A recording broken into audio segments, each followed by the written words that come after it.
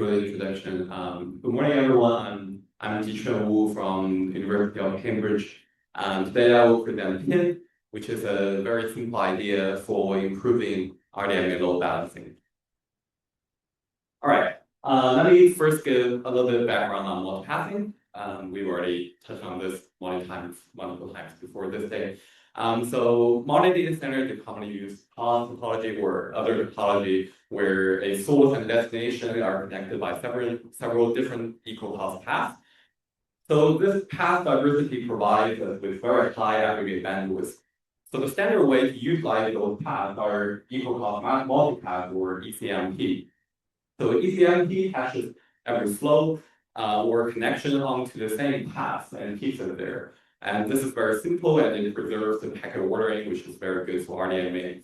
However, because different flows can hash onto the same path, for example, in this case, if the blue one and the yellow one, they're hash collide and they actually hash on the same path, we will see that even though the other paths are underutilized, those two will clash and they will create persistent contention. This idea animation right, so this is why spreading has been very attractive. So instead of assigning an entire flow into one path, Braid distributes its packet across multiple paths and they hash individual packet into different paths. So historically, packet reordering has made this very difficult for RDMA, but newer RDMA designs have been increasingly tolerate those out-of-order delivery. So fine-grained multipathing has become more and more practical nowadays for RDMA. So the usual intuition here is therefore Braid should have been improving load balancing all over. But when we look at the completion time by flow side, we found that this is actually not the case and the benefit is actually not uniform. And this is our observation here. So the x-axis here is the flow side, and the y-axis is the flow completion time slowdown. So lower is better in both cases. The left plot shows the average, and the right plot shows the tail. And we can see that for the larger flows, spray compares pretty well. Spray performs really well as expected, so it's better than ECMP, and it's better than Conga. However, in the middle region, the highlighted region, we can see that the spraying is actually even worse than ECMP. And we can see that these are short flows. So it appears that spraying doesn't really benefit average flows, and the large flows gains most from the path diversity, while the short flows can actually be harmed by it. So why does this happen? Our hypothesis is that spraying increases the chance that at least one packet steps onto a maybe temporarily slower path. So consider this very simple example where we have one flow of 3 packets. So in the ECMP case, the whole flow selects one path. So if there are half of the paths that are kind of slower, it will have a half of the chance stepping onto the slower path. However, with packet spraying, because each packet can select a different path, the probability of all packets choosing a good path is therefore 1/2 cube or 1/8. So there is nearly like so it's 7/8 probability that at least one packet will step onto the slower path and cause the entire flow to be slow, because for the short flow, the transmission delay is almost can almost be ignored, and the delay is dominated by the delay in the network, like the queuing delay and the processing delay. So the hypothesis we have depends on the path actually having different latencies. So this is what we found in simulation. So we simulated a 128 host connected by a leaf-spine network, and we find that even with the healthy network with no link degradation, no link failure, we still see that the path latency can vary a lot from like 4 microseconds on a perfect non-occupied network to almost 30 microseconds. So this gives us the key design principle here that the large flows need path diversity, but short flows actually need path stability instead. So based on this principle, we propose PIN. So PIN is not a new load balancing algorithm. We propose it as a lightweight wrapper around an existing fine-grained load balancer, such as packet spraying, drill, or REPS.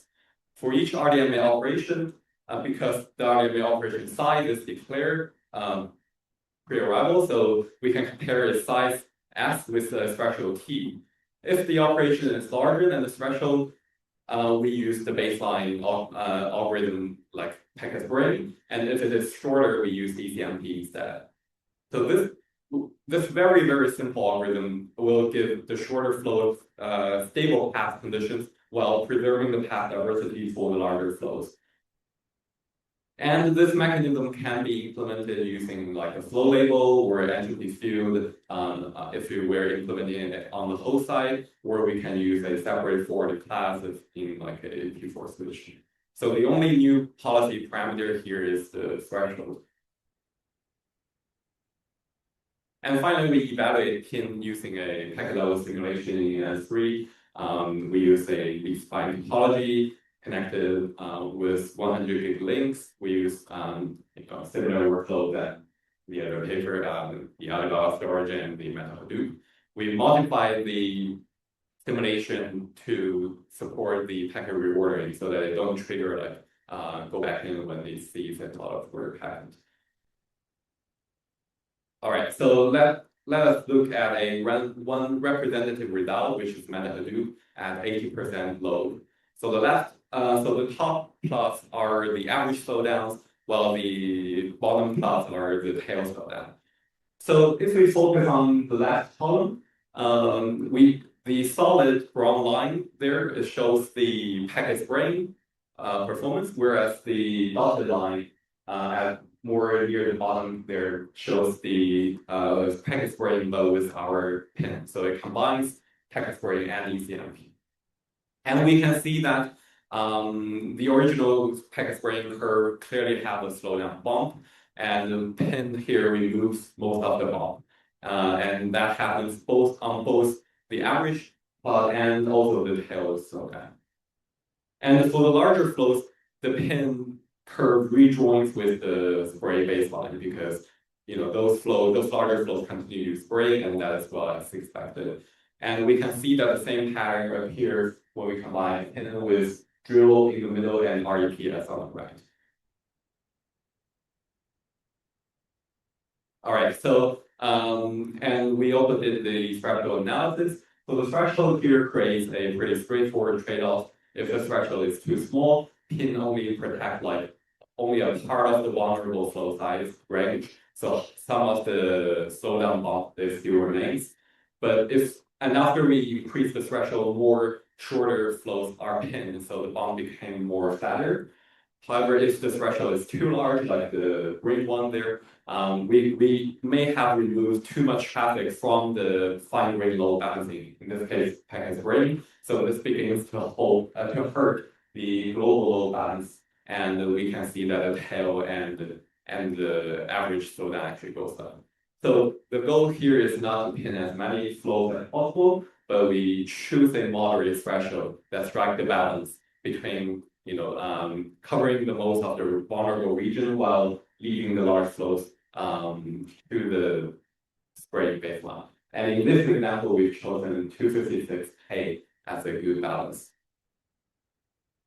And before concluding, I want to briefly discuss 3 directions for future work. So first, we only, in the current version of PIN, we only pin the tail.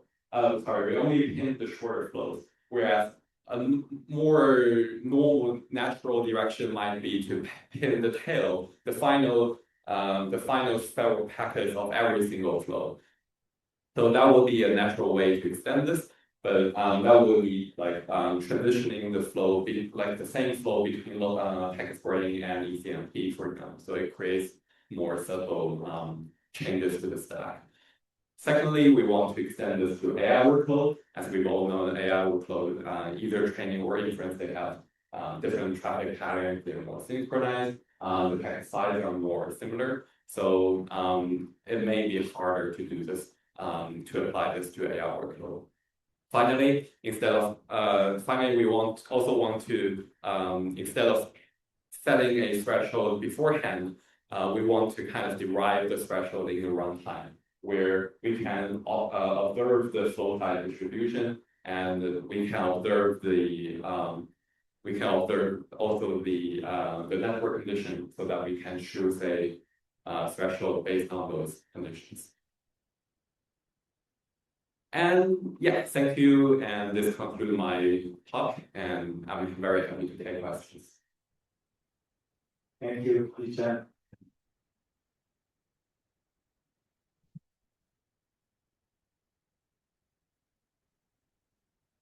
Well, a very simple question. Can I solve the problem easily by divide the large flow into small size flow, like for K with a byte something or very big?